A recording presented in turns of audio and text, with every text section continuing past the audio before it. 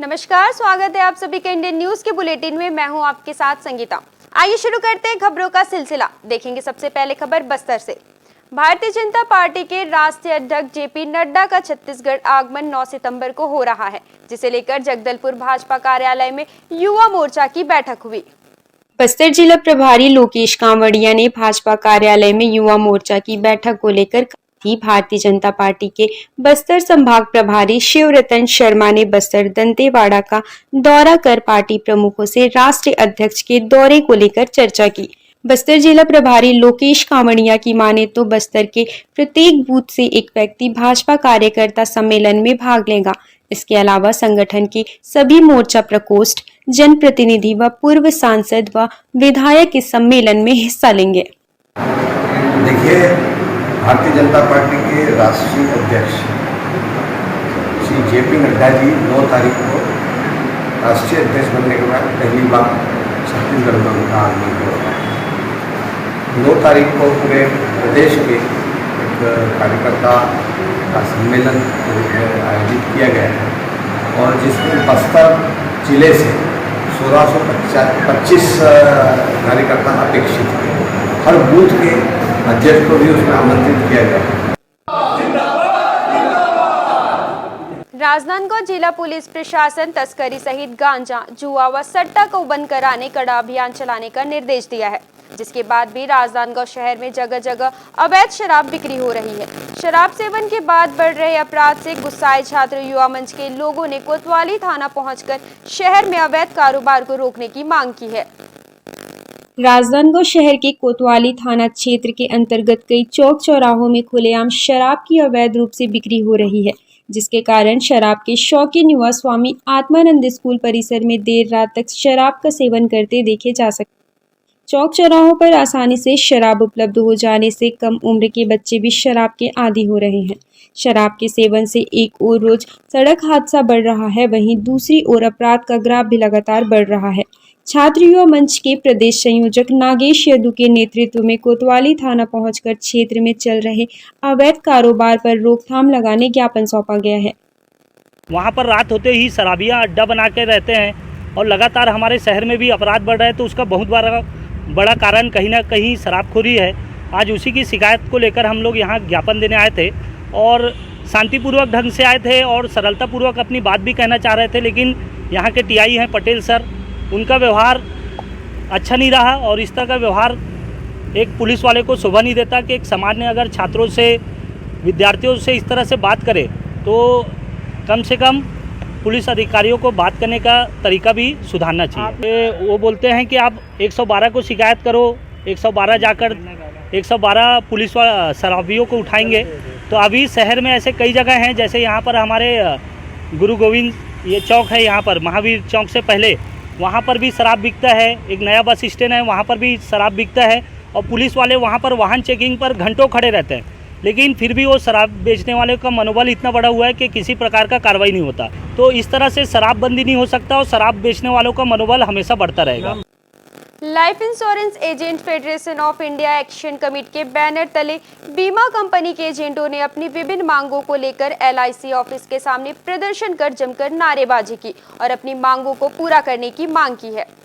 राजनांदगांव जिला मुख्यालय में LIC एजेंट अपनी मांगों को लेकर प्रदर्शन किया, जहां अंशदायी पेंशन योजना लागू करने, टर्म इंश्योरेंस में वृद्धि करने, एडवांस की योजनाओं में संशोधन करने, बच्चों की शिक्षा पर ऋण सुविधा उपलब्ध करने और आवास ऋण 5% ब्याज देने की मांग की गई।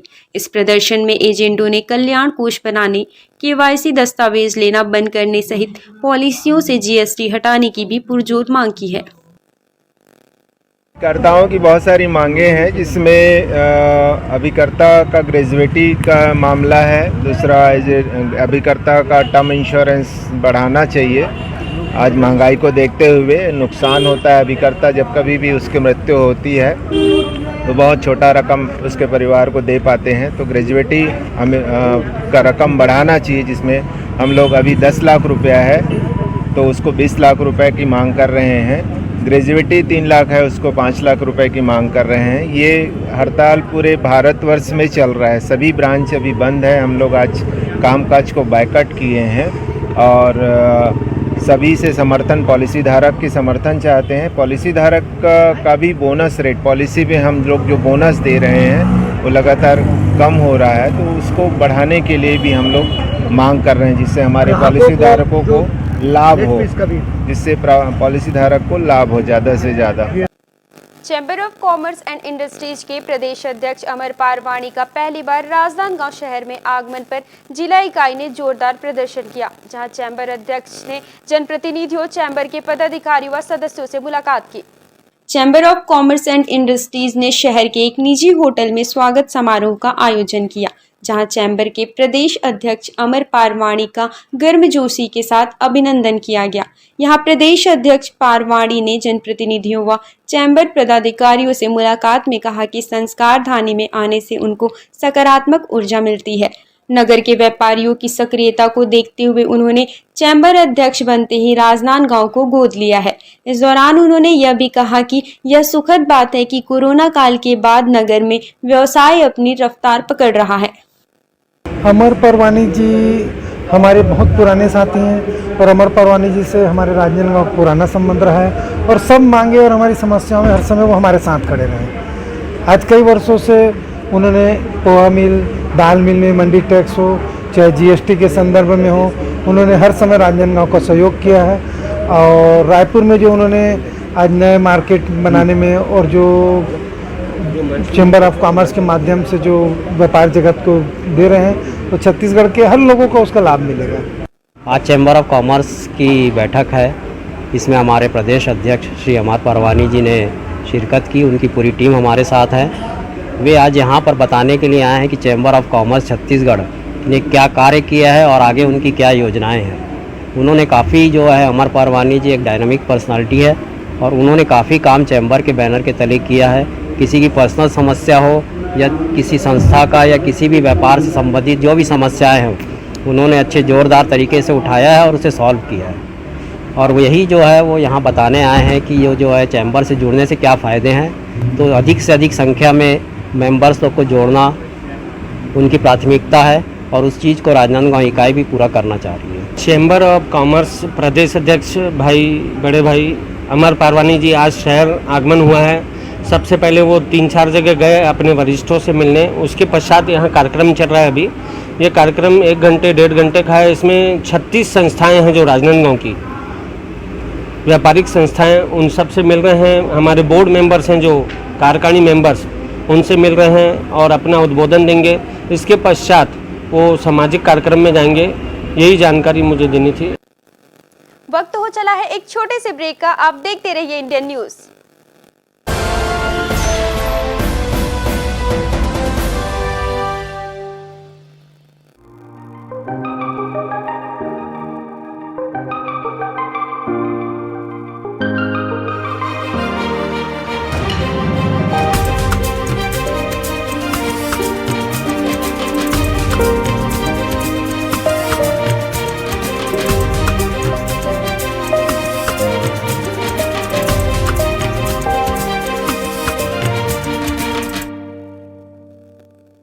ऐसे ही यूनिक प्रोडक्ट्स के लिए आप विजिट करें wahcart.com और अधिक जानकारी के लिए संपर्क करें 740005 74005।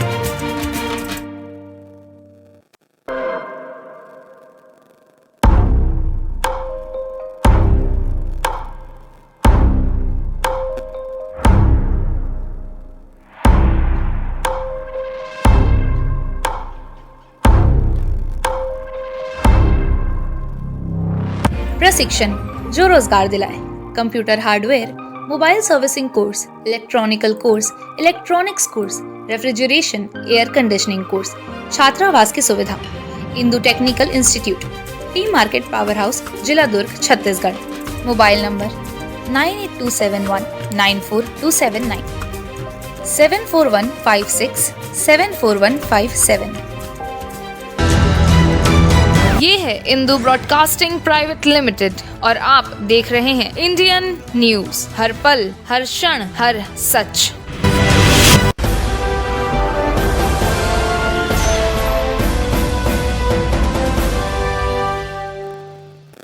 ब्रेक के बाद स्वागत है आप सभी का। देखेंगे खबर भिलाई से। बीएसपी ऑफिसर्स एसोसिएशन के प्रगति भवन में मेडिकल कैंप लगाया गया, जिसमें भिलाई स्टील प्लांट के पूर्व अधिकारियों ने पहुंचकर स्वास्थ्य लाभ लिया। इस विशाल शिविर में प्रसिद्ध स्पेशलिस्ट डॉक्टरों ने अपनी चिकित्सकीय सेवाएं दी।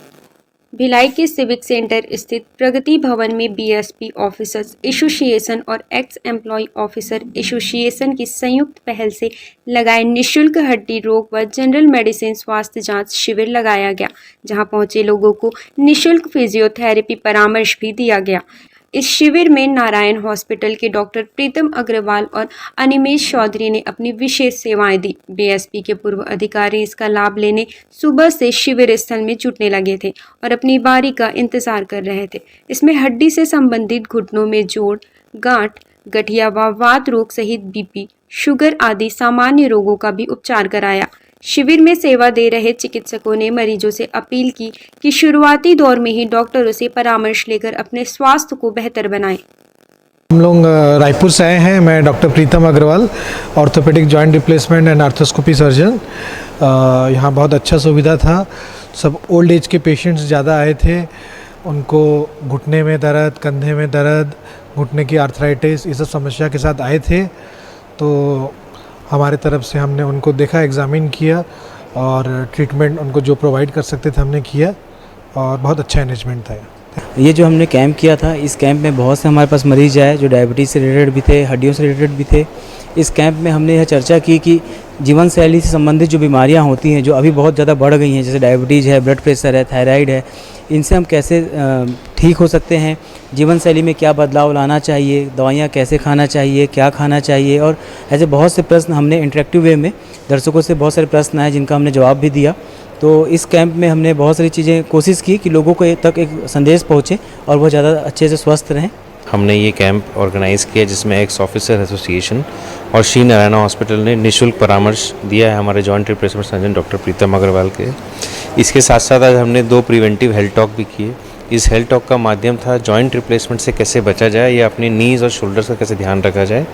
और उसके अलावा डॉक्टर अनिमेश चौधरी ने प्रिवेंटिव हेल्थ टॉक दिया अपने लाइफस्टाइल को सुधारने के लिए, जिसमें डायबिटीज़, हाइपरटेंशन, इन बीमारियों से इस एज में कैसे अपने आप को बचा के रखा जाए। राजनांदगांव जिले के ग्राम पंचायत आसरा के पशुपालकों ने लंबे समय से गोबर विक्रय की राशि नहीं मिलने को लेकर प्रेस वार्ता ली, जहां पशुपालकों ने प्रशासन के दोषियों के खिलाफ कार्यवाही करने की मांग की है। पशुपालकों और ग्रामीणों की आर्थिक स्थिति में सुधार लाने कांग्रेस सरकार नरवा, गरवा और घुरवा बाड़ी योजना का संचालन कर धरातल पर लाने प्रदेश सरकार हर कदम प्रयास कर रही है। लेकिन विडंबना की बात है कि राजनांदगांव जिले की ग्राम पंचायत आसरा के सरपंच व सचिव गोबर खरीदी में जमकर धांधली कर सरकार की 4 चिन्हारी योजना को गर्त में ले जा रहे हैं। पशुपालकों की माने तो ग्राम पंचायत के पशुपालकों ने बीते 2 वर्षों में करीबन 3 लाख रुपए के गोबर बेचे हैं, जो अब तक अप्राप्त है। पशुपालकों ने सरपंच व सचिव से राशि नहीं मिलने की शिकायत उच्च अधिकारियों से की, लेकिन कोई कार्यवाही नहीं हुई। पशुपालकों ने अब चेतावनी देते हुए कहा है कि यदि 4-5 दिवस में गोबर विक्रय की राशि का भुगतान नहीं किया गया तो अनिश्चितकालीन भूख हड़ताल करेंगे। गोबर बेचा गया मैं, जिसमें मेरा पेमेंट विगत 1.5 साल से पेमेंट नहीं आया है। पेमेंट लगभग मेरा पेमेंट 1.5 साल से रुका हुआ है। यहाँ तक कि मैं सरपंच के पास गया, सचिव के पास गया, गौठान समिति अध्यक्ष के पास गया, तो वो लोग बोलते हैं कि पेमेंट आ जाएगा, कल आएगा। ऐसे करते करते 2 महीना, 4 महीना, 5 महीना बीत गया। उसके बाद मैं अपना ब्लॉक पर में डोंगर गांव को गया। ब्लॉक में भी 4 से 5 बार गया, वहाँ भी ऐसा कोई सुनवाई नहीं हुआ। उसके बाद मैं कलेक्ट्रेट आया, कलेक्टर महोदय को आवेदन किया, सीओ साहब को आवेदन किया, उसमें भी कोई सुनवाई नहीं हुआ। मेरा एक निजी व्यक्तिगत का एक 40 से 50 हज़ार के आसपास। कितने लोग हैं जिसने गोबर बेचा? और हमारे गांव में एक 18 से 20 किसान है जो गोबर बिक्री किए हैं, उसमें 2.5 से 3 लाख रुपए का भुगतान बैलेंस है। हमारे मांग पूरी नहीं होने पर हम लोग भूख हड़ताल बैठेंगे, क्योंकि हम लोग मेहनत किए हैं और हमारा मेहनत का पैसा के लिए हम लोग ये प्रेस कॉन्फ्रेंस ले रहे हैं। बैठने ऐसा कुछ कार्य योजना बनाया आपने? कार्य योजना जैसे कि हम लोग प्रेस कॉन्फ्रेंस ले रहे हैं, तो हम प्रेस कॉन्फ्रेंस के माध्यम से जनता के पास हम एक सूचना के तौर पे दे रहे हैं। और हमारा जो कलेक्टर महोदय है उसके पास भी हम सूचना दे रहे हैं कि हमारा पेमेंट एक 4-5 दिन के अंदर पेमेंट करवा दे। अगर 4-5 दिन के अंदर पेमेंट नहीं हुआ तो हम लोग भूख हड़ताल बैठेंगे। रायगढ़ जिले के घरघोड़ा थाना क्षेत्र के चोटीगुड़ा गांव में पीड़ित की जान बचाने पहुंची 112 डायल की पुलिस टीम पर ग्रामीणों ने धारदार हथियार से हमला कर दिया। इस मामले में घरघोड़ा थाना के मुंशी गंभीर रूप से घायल हो गए। घरघोड़ा थाना क्षेत्र में मारपीट की सूचना पर पुलिस घटना स्थल पर जा रही थी। तभी शराब के नशे में धुत युवकों ने पुलिस की गाड़ी को रोककर पुलिसकर्मी बिहारी लाल विश्वकर्मा पर टंगिया से हमला कर दिया। इस हमले में गंभीर रूप से घायल पुलिसकर्मी को अस्पताल पहुंचाया गया, जहां उनका उपचार चल रहा है। पुलिस ने इस मामले में आरोपियों पर प्राणघातक हमला करने का मामला दर्ज कर गिरफ्तार कर लिया है। मध्य प्रदेश के नरसिंहपुर में एक पति ने अपनी पत्नी के हाथ पैर बांधकर नर्मदा नदी में फेंक दिया, जिससे पत्नी की मौत हो गई। पुलिस ने इस मामले में पति और हत्या में सहयोग देने वाले युवक को गिरफ्तार कर लिया है। करेली थाना क्षेत्र में नर्मदा नदी के सूरजकुंड घाट में एक अज्ञात महिला का शव मिलने से इलाके में सनसनी फैल गई थी। पुलिस ने मृतक के शव की पहचान करेली निवासी मनीषा के रूप में की है। पुलिस ने हत्या करने का संदेह होने पर पति से पूछताछ की। पुलिस की इस कड़ी पूछताछ में आरोपी पति ने अपने भाई के साथ मिलकर अपनी पत्नी को जिंदा नदी में फेंकना कबूल किया। इस मामले में पुलिस ने आरोपी पति और उसके देवर को हत्या के मामले में गिरफ्तार कर जेल भेज दिया है। 1 सितंबर को एक अज्ञात महिला की लाश मिली थी नर्मदा जी में बरमान में सूरजकुंड के पास। उसके दोनों पैर और एक हाथ एक रस्सी से बंधा हुआ था, तो सीधा सा अंदाज़ा था कि उसकी हत्या करके उसको फेंका गया है या बांध के उसको फेंक दिया गया है। शुरुआती दौर में उस महिला की शिनाख्त नहीं हो पाई थी। फिर हमने सोशल मीडिया का सहारा लेके फेसबुक और व्हाट्सएप में फ़ोटोज़ वगैरह डाली थी। तो 4 तारीख को उसकी शिनाख्त हो गई। शिनाख्त में जब उसके पति को हमने बुला के पूछताछ की तो उसके पति ने घटना करना स्वीकार किया और बताया कि उसने ही अपने भाई के साथ मिलकर उसकी हत्या की है और 30 तारीख की रात को उसको ले जाके नर्मदा जी में हाथ पैर बांध के उनसे फेंक दिया था। 1 तारीख को बॉडी मिल गई थी हमको। दोनों आरोपियों को गिरफ्तार कर लिया गया है। आज दोनों आरोपियों को हम न्यायालय में पेश कर रहे हैं। जो आरोपी ने बताया वो कहानी ऐसी है कि ये 15 साल से इंदौर में निवासरत थे और वो अपनी पत्नी के चरित्र के ऊपर संदेह करता था और वो बोलता था कि ये चरित्रहीन है और इसमें कोई सुधार नहीं आ रहा है। काफ़ी कोशिश करने के बाद भी अंततः उसने कहा कि मेरे पास अब कोई दूसरा चारा नहीं था सिवाय इसके कि इसकी हत्या कर दी जाए।